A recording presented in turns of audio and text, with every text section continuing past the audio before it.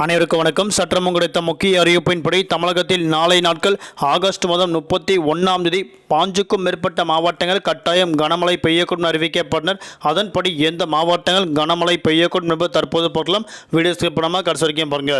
உங்களுக்கு தமிழக அரசு பற்றியும் தமிழக அரசு கொடுக்கக்கூடிய பல்வேறு சலுகைகள் பற்றியும் கனமழை எச்சரிக்கை பற்றி பல முக்கிய அறிவிப்புகள் உடனுக்குடன் துல்லியமாக தெரிந்து கொள்ள நம்மளோட சேனலை கீழே இருக்கிற பட்டனை கிளிக் பண்ணி சப்ஸ்கிரைப் பண்ணிக்கோங்க. பார்த்து பெல் பட்டனை கிளிக் பண்ணிக்கோங்க. இந்த வீடியோவில் பிடிச்சிருந்தா லைக். இப்போ வாங்க வீடியோக்குள் போகலாம்.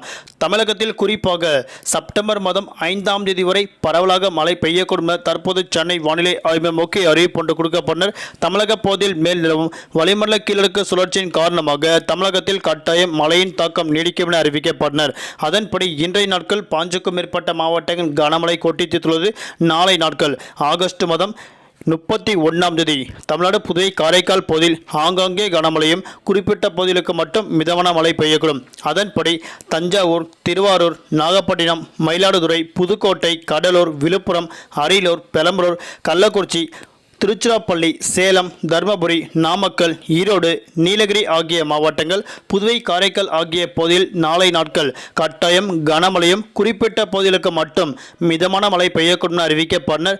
நாளை மறுநாள் செப்டம்பர் மாதம் 1ஆம் தேதி தமிழ்நாடு புதுவை காரைக்கால் பகுதியில் ஆங்காங்கே கனமழையும் குறிப்பிட்ட பகுதிகளுக்கு மட்டும் மிதமான மழை பெய்யக்கூடும்.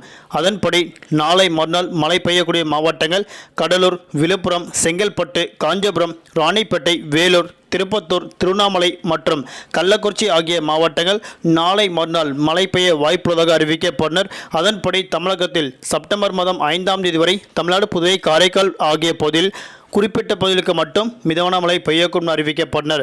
தலைநகர் சென்னை மற்றும் புறநகர் பகுதிகளில் அடுத்த 48 மணி நேரத்திற்கு வானம் பொதுவாக மேகமூட்டத்துடன் காணப்படும். நகரின் ஒரு சில பகுதியில் லேசர் முதல் மிதமான மழையும் அவ்வப்போது இடியக்கூடிய கனமழை பெய்யக்கூடும்.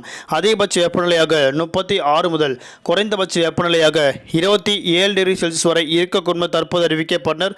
நாளை நாட்கள் மீனவர்களுக்கான எச்சரிக்கை. தென்கிழக்கு வங்கடல் பகுதி மற்றும் தெற்கு இலங்கை கடலோர பகுதியில் சூறாவளி காற்று மணிக்கு 45 முதல் 55 கிலோமீட்டர் வேகத்தில் வீசிக்கொள்வதால் மீனவர்கள் அப்பகுதிக்கு மட்டும் மீன்பிடிக்க செல்ல வேண்டாம் என தற்போது மீனவர்களுக்கு ஒரு முக்கிய எச்சரிக்கை உண்டு சென்னை வானிலை ஆய்வு அறிவிக்கப்பட்டனர். நன்றி, வணக்கம்.